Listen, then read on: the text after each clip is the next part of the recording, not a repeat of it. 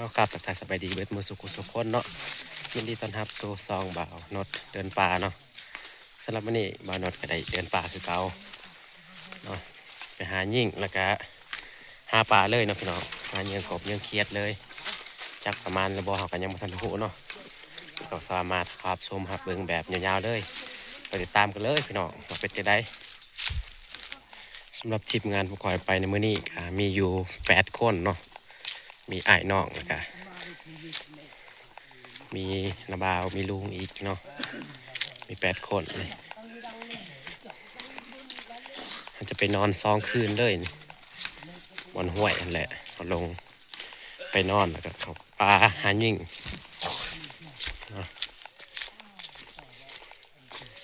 นี่ก็ว่าไปเล่าเรื่องกันเนาะหายิ่งนกก่อน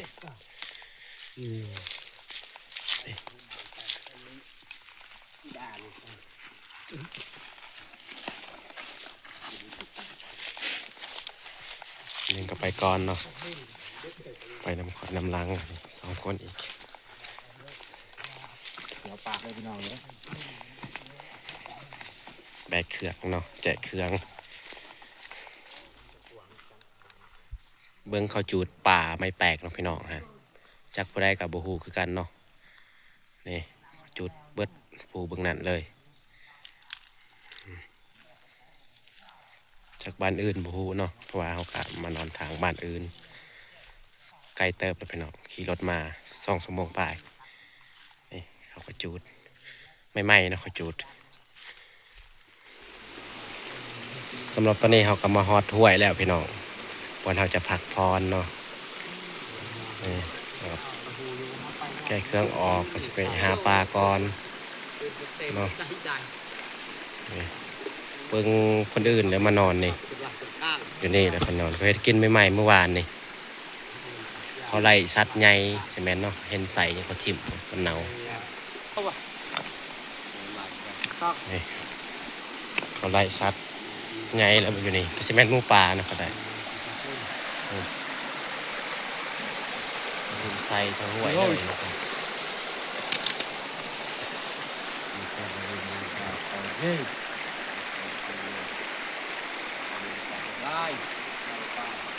กับมือว่านี่บางทีเขามือเนาะเขาจูดปะบนภูตัวนี้เมื่อกี้เนาะเขาไล่สัตว์ใหญ่อยู่นี่เนาะอันนี้แหละบอลไฟขึ้นไปหายิงวังปีกายนี่เนาะพี่น้องเขาไล่สัตว์ใหญ่กระพาน2 ตัวเนาะเกมหาปลาหาปูนะพี่น้องจะตั้งเข้มอยู่นี่เลยเนาะวันพักสำหรับตัวนี้คอยก็ได้ไป2 คนเนาะไปหายิงก่อนวาง5 โมงนี่คือสิมีเนาะมันกระหอกกระแต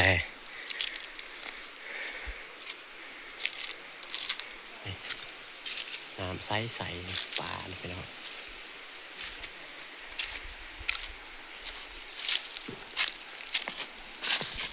ตอนนี้คอยก็ออกไปจากบอนเราอยู่นะส่วนพวกคนอื่นก็หาตั้งแคมป์เนาะไปหายิงไปเราปิดไปเบื้องนั้นเนาะพวกคอย2 คนไปเบื้องนี้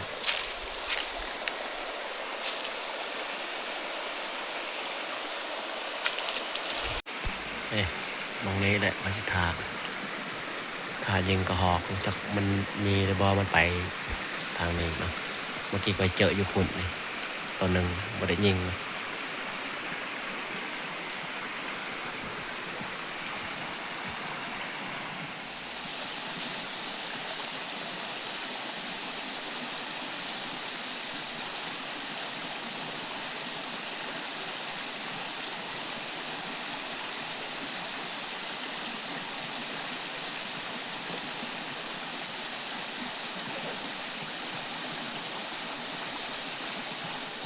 ตอนนี้ก็มาฮอดบอลพักเนาะ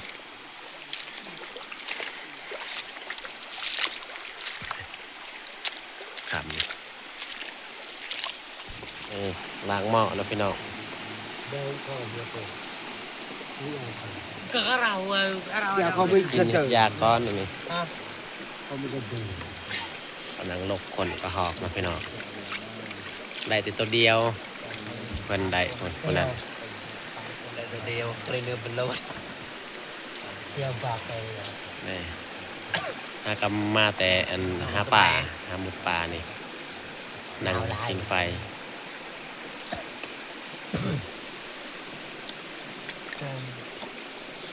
มันเขาเด็กเปล่า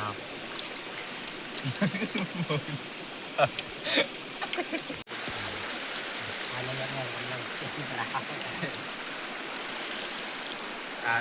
บ่าวพิษนอนนะเมื่อยแห้งแล้วนอนพักผ่อนก่อนจะไหนจังออกเดินทาง ออกขายิ่งกลางคืนเนาะพี่น้องนอนพักผ่อนนะไฟโทรศัพท์บ่แห้งก็เปิดอันนี้ไฟตัวนี้แหละมาใส่เนาะตอนบอลเฮ็ดยินเฮ็ดยากเอามาทายตัวนี้แหละ Tiger School ทานะพี่น้องเอ้ย พี่น้องเอ้ยใส่เนี่ยทรายเด้อมันตาย ป่วยที่มันแต่คือย่างเงี้ยเธอลงมีมา หมอบ่วงกองกามี สองการป่ะไปลืมเธอไม่ถูก เปลี่ยนกันแสง มันจะตื่นอยู่ที่สุดเลยเอ้ดอกตักดูไว้โอเค ยังบ่สุกเนาะพี่น้อง จะไล่ดอกจะตัดไอ้ดอกเซอร์กาดัส ไม่ตามคุยคือเรื่องมันตาใบ อย่างนี้ตานุ่มนะครับพี่ก็ไอ้ดาวว่าเจ็บ เอ้พี่น้องของแซ่บมื้อนี้เนาะพี่น้องเอ้ย ไอ้ดาวคุกก็ มีกระหอกมีปลามีเขียดเนาะพี่น้องปนกันเลยเนาะ เรียนนี่อันนี้เก็บไว้อันนี้เป็นตัด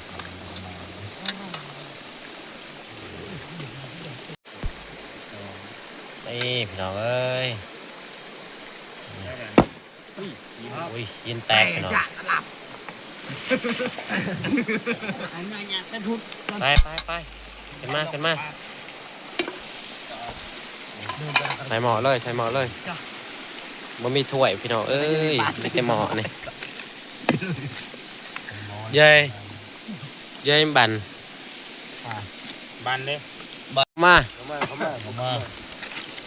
ลงมือ มาตีใช้บวงอีกกัน ยิ้วเข่าวแล้ว ไอ้ละกอบ นาน พี่ดาวก็บอกอยากกันเดิมมา เรา เลย นั่งอยู่ที ลองไฟตกเลยพี่น้องฟ้าวจะกินเขาวสงสัยหิวเข่าวเลย ดับเชือกไปสั่งหมูเอามา มาพี่น้องกินข้าวนี่ ดูเขาคอยเนี่ย กินเกียดเนาะพี่น้อง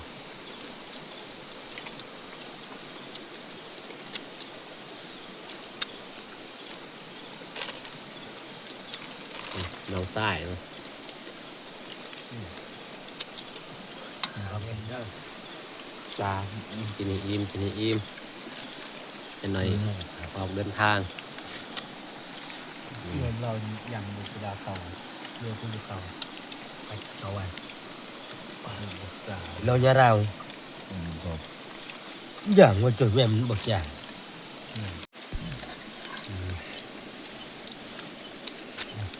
ไปสิเบิดแล้ว ถึงเลย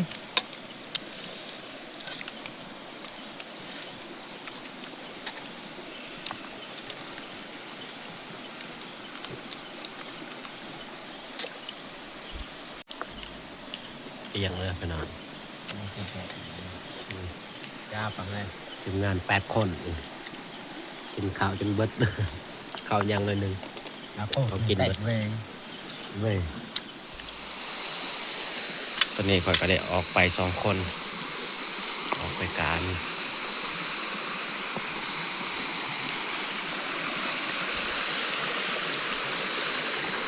เขียดนะ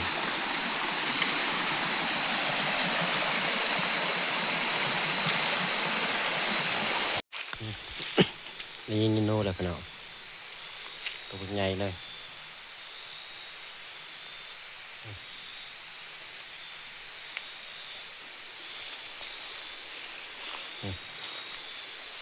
ตรใจเลยเนาะ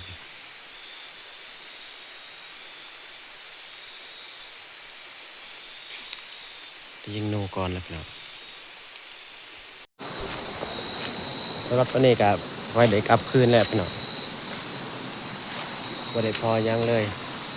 แต่ติดตัวนูกี่ตัวหนึ่งคอยยิงไปถึงไกล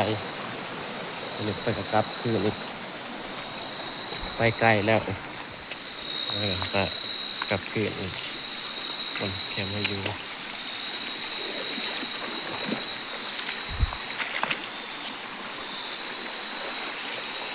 เราจะมาเบิ่งผลงานของคอย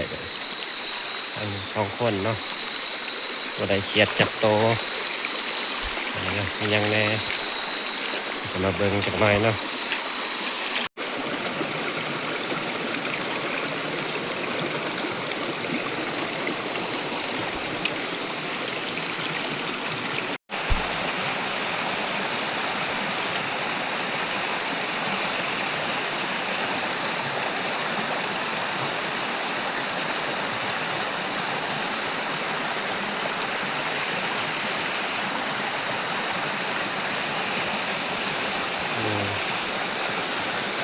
งูตัวเขียวนี่อันตรายที่งูตัวนี้พี่น้องงูนี่ บ่เห็นบ่เอาเลยว่าบ่ไปจับถ้าจะยานนี่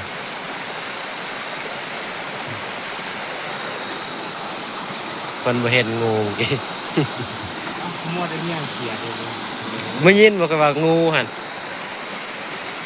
เบิ่งมันอยู่โคตรกลัวเขียดตัวใหญ่เบลเลอร์พี่น้องเขียดใหญ่นะ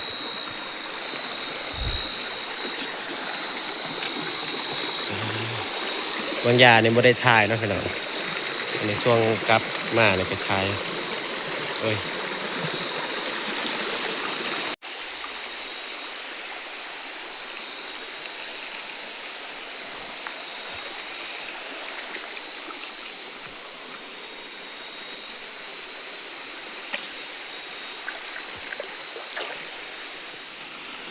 เนี่ยก็มาก้อนนะก็ปัดกวาดบ่อนนอนเนาะปัดออกไปใหม่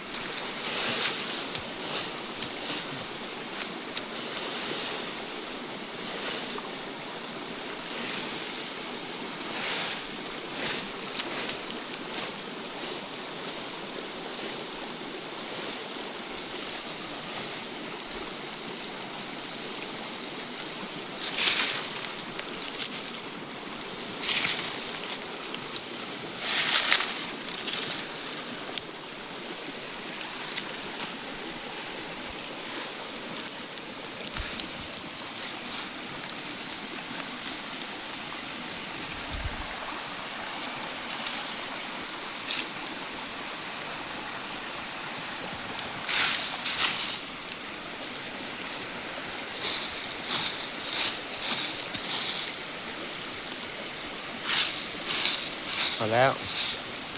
จะเอาพยางโอ้เอากลับมาหอด2 คนมาหอดก่อนแล้วก็อนามัยบนนอนเนาะพี่น้องก็แล้วก็กู้เครื่องอยู่หันอีกกู้มานี่เลย ก็บเครื่องมาประมาณนี้นี่เสือกตัวนี้ก็เป็นเสือกตัวปีกายนี่แหละเขามัดไว้แต่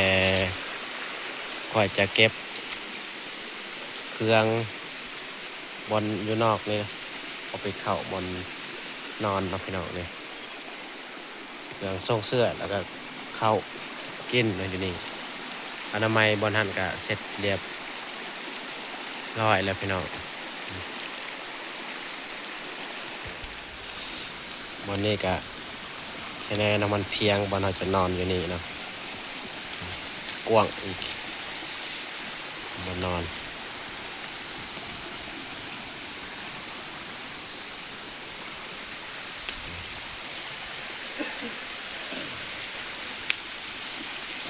พอสองคนก็เอา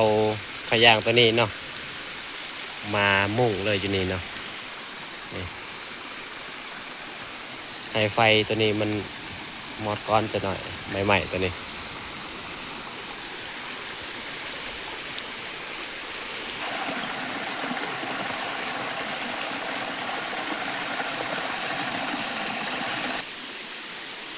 เครื่อง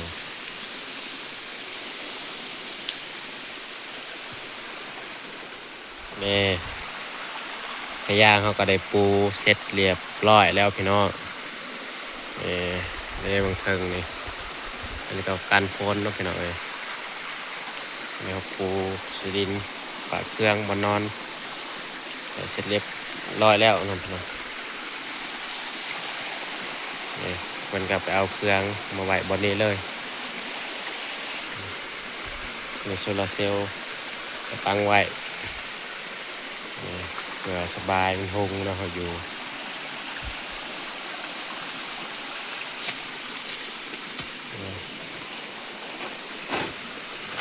เครื่อง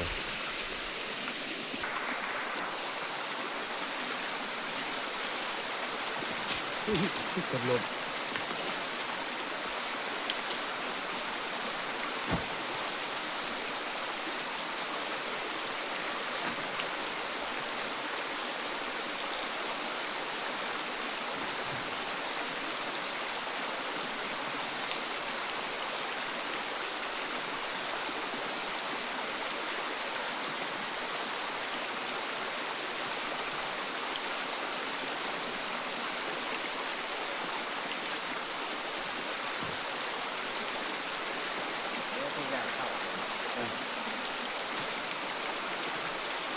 อันนี้เนียนใหม่เป็นในหมดถึงเครื่องนะ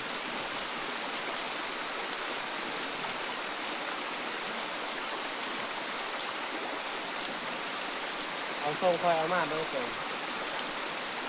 ส่งเลย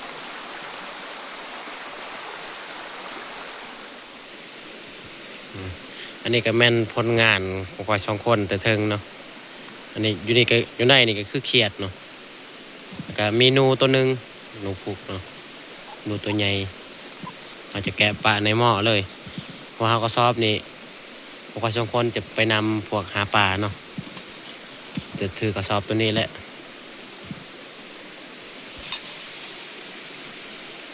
จะทอกไว้ในหม้อเลยนี่เขียดดูมีปลาอีก2-3ตัวนี่จับเอาเนาะปลาตัวนี้อันนี้นูเขายิงเมื่อกี้เนาะ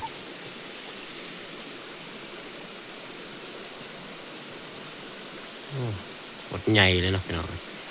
ตัวนั้นยังไงกูนี่ตัวยิงกูถือเนาะยันมีสัมผัสบ่มแรงดูก็ได้ยิ่งทึกนี่สิได้2ตัวเลยหนู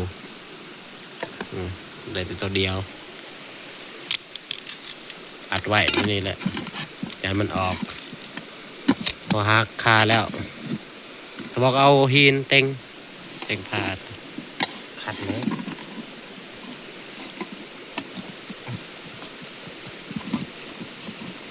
ได้แล้วไป ต่ออีกครับ ต่อ ตัวมุกป่า ตัวนี้พอคอย2คนกับไปนำกับพวกหาปลาเลยนะพี่น้องปลาหมดปลาอีก ใส่บ่แมนแมนแหละเขียดหน่อย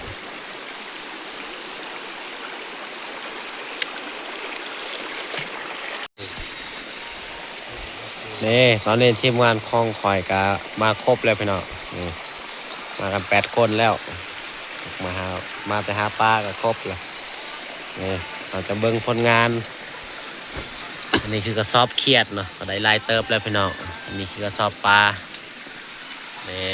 ปลากับลายเติบเลยพี่น้องเลย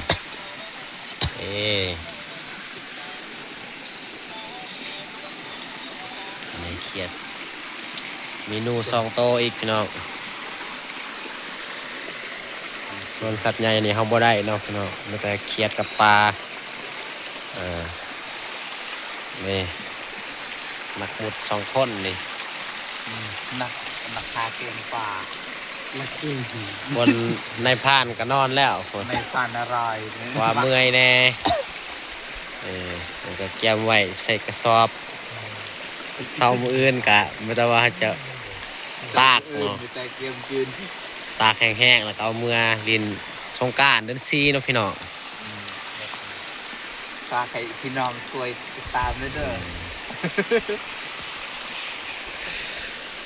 ว่าบนนอนก็เสร็จเรียบร้อยแล้วไปเฮ็ดเมื่อกี้เนาะ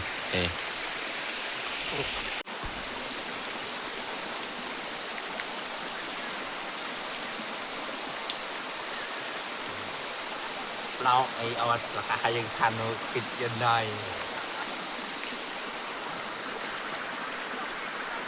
ถามมาย่าง นี่ อานะ เขียดเครื่องกระสอบเลยพี่น้องโอ้เนาะ 10 โลไร ไล่10 โลบ่ ได้ ตัวบันเทิงตี8-9 โลมานี่นูพี่น้องเอ้ยนูคือคอยยิงเมื่อกี้นี่เราผักบัวละเบย จะยกมือเดียวเนาะถ้ามันจะขึ้นจะบ่ถึง10 โล ไม่ได้ถึง10 โลเลยพี่น้องเอ้ยนี่เขียด ไปขึ้นนี่เอง อันนี้ปลานะพี่น้อง 10 ล้อแต่มานี่ ปลาประมาณอยู่อัน 6 โลปลา 5-6 โลไงเนาะ ที่เบิ่งเขียนยกมือเดียวจนบ่อยากขึ้น กูว่าอะไรเจ้าที่โจปลาเลยน้ำกัน เจ้าเรา แล้วก็เอามาไว้น้ำกันเลยเนาะอันนี้คงผลงานค่อย2 คนกับพี่ใหญ่เนาะ เอาไปนอนปนาวจะนาเอาดูเราหน่อย เครียดกับปนันนูตัวหนึ่ง อยากเอาบายเอากับเรา บ่เป็นหยังดอกค่อยหักคาเบิดเลย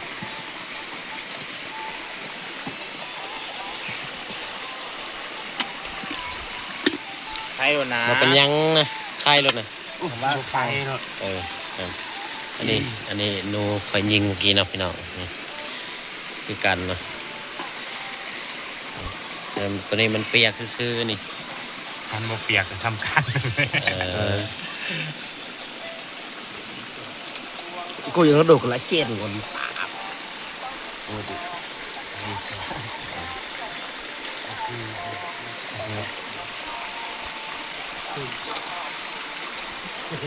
ปะนำกันเลยน้องพี่น้องถ้ามีกระสอบใหญ่เขาก็ปลาสิสอบใหญ่เขาก็มัดไว้ให้มันตายเฉียดมืออื่นเขามือเขาเมื่อนี่เขาก็เอาเมื่อเลยเนาะนี่เอาเป็นหมู่แบ่งกันอยู่บ้านนั่นกระปูฮัน เปลี่ยนเครือตามเลย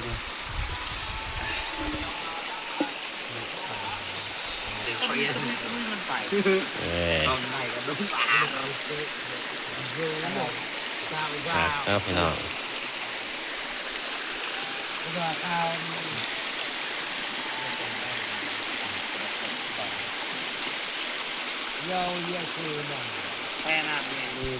ไม่ดับยังประตอบติดจอบ ปลา โก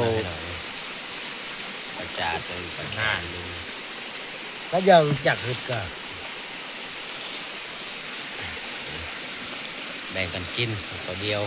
คมปิด ก็ได้ลายอยู่ น้ำผมพอผมเบิดก็มัน